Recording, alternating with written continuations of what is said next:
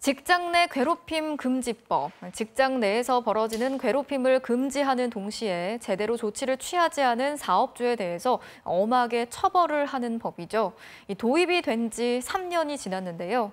피해를 당한 직원을 부당하게 발령낸 사업주에게 처음으로 징역형이 확정됐습니다. 양소영 기자가 전해드리겠습니다. 병원 구내식당을 위탁 운영하는 한 업체. 한 상사가 직원들에게 회식비를 걷는가 하면 마음에 안 드는 직원은 수당이 적은 근무 시간대에 배치했습니다. 한 60대 여성 직원이 이걸 사장에게 알렸더니 사장은 오히려 가해자인 상사에게 누가 신고했는지 알려줬습니다. 그러자 이 상사는 신고자에게 벼락 맞아라, 차에 갈려 박살나라는 등의 폭언을 퍼부었습니다. 재차 신고했지만 사장은 이번에는 신고자를 멀리 떨어진 다른 병원 식당으로 보내버렸습니다. 사장은 결국 재판에 넘겨졌습니다.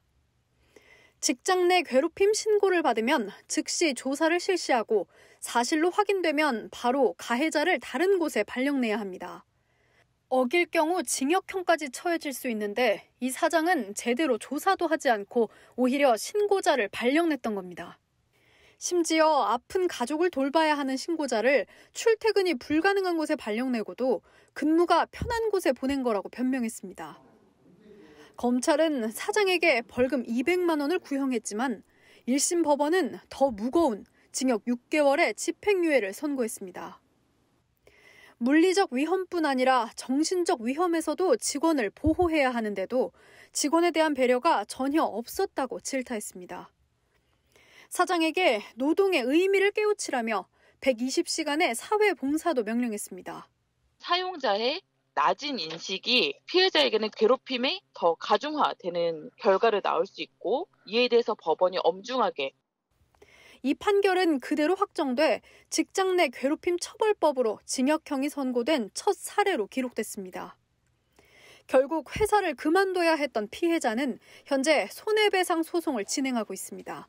MBC 뉴스 양소연입니다. 직장 내 괴롭힘 금지법이 시행된 첫날, 상사의 갑질이 줄어들 거라는 기대와 함께 동시에 신고가 잘 되겠냐는 우려가 교차했던 하루였습니다. 이런 혼란에 대비해서 직장 갑질에 대처하는 10계명도 나왔다고 하는데요. 임상재 기자가 자세한 내용 전해드리겠습니다. 직장 내 괴롭힘 금지법이 어떤 변화를 가져올지 여전히 기대 반 우려 반입니다. 법이란 게 사실 적용되려면 시간이 좀 필요하다 보니까 바로 이제 효과가 있을 거라 생각하진 않지만 그래도 긍정적인 변화가 있지 않을까 장기적으로. 부하 직원들의 눈치를 좀 봐야 되는 면도 있기 때문에 그런 면에서는 좀 어려움도 있지 않을까 이렇게. 괜히 신고했다 자신만 피해를 당하진 않을지 사장이 갑질하면 회사가 도와줄지도 미심쩍습니다. 신고를 하다기보다는 그게 이직을 할 것 같은데요. 신고 이후에 뭔가 불편해지는 상황이 오는 게 좀 싫은. 직장 갑질을 당했을 때 어떻게 하면 되는지 한 공익단체가 갑질 대처 10계명을 만들었습니다. 가장 먼저 할 일은 내 탓이라고 생각하지 않기. 본인의 잘못이 아니라는 것을 먼저 깨닫고 용기를 내시는 게 중요하고요. 가장 먼저 가까운 분들에게 이 사실을 토로하고 그리고 상의하는 것이 이 문제를 해결하는 첫 번째 출발이라고 생각합니다. 그리고 나서 괴롭힘의 내용과 시간, 목격한 동료들을 기록해두거나 동료 증언 등을 녹음해두라고 조언합니다. 괴롭힘 입증 책임이 신고자에게 있기 때문입니다.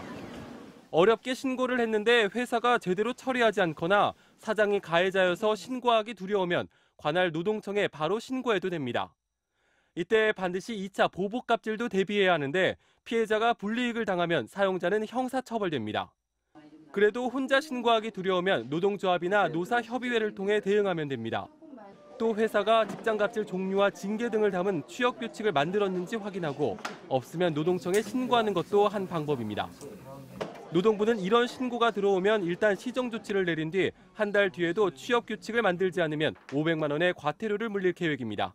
MBC 뉴스 임상재입니다. 네, 다음 소식 전해드리겠습니다.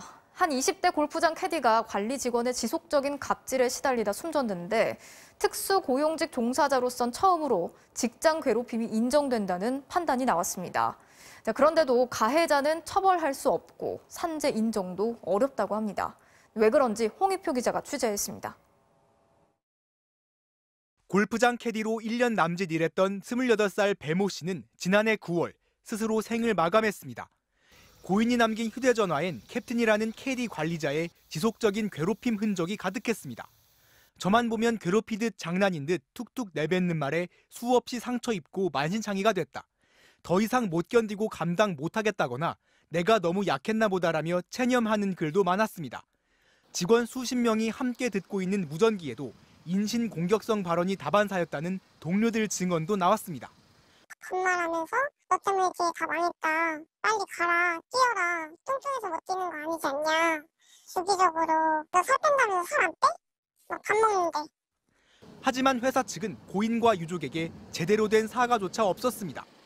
자기들은 아무리 생각하고 보고 들어도 그 가해자가 뭘 잘못했는지 모르겠다는 거예요. 이렇게 힘들어 하는데 가해자는 아직도 나 몰라라 하고 있으니 더 슬퍼요. 결국 유족들은 진정서를 냈고 고용노동부는 배 씨 사례를 직장 내 괴롭힘으로 인정했습니다. 특수고용직 종사자로선 처음 인정받은 겁니다. 하지만 이게 다였습니다. 고용노동부는 배 씨가 피해자는 맞지만 가해자는 징계할 수 없고 이른바 직장 내 괴롭힘 방지법도 적용할 수 없다고 판단했습니다. 배 씨가 법률상 근로자가 아니기 때문에 다시 말해 특수고용직이기 때문이란 겁니다. 피해 사실을 인정한 것은 다행이지만 캐디 같은 경우에는 아무런 보호를 받지 못하는 현실을 여실히 드러내는 산재보험 적용도 받기 힘들게 됐습니다. 대부분의 특수고용직이 그렇듯 배 씨도 산재보험 적용에서 제외해도 좋다는 신청서를 써야 했기 때문입니다.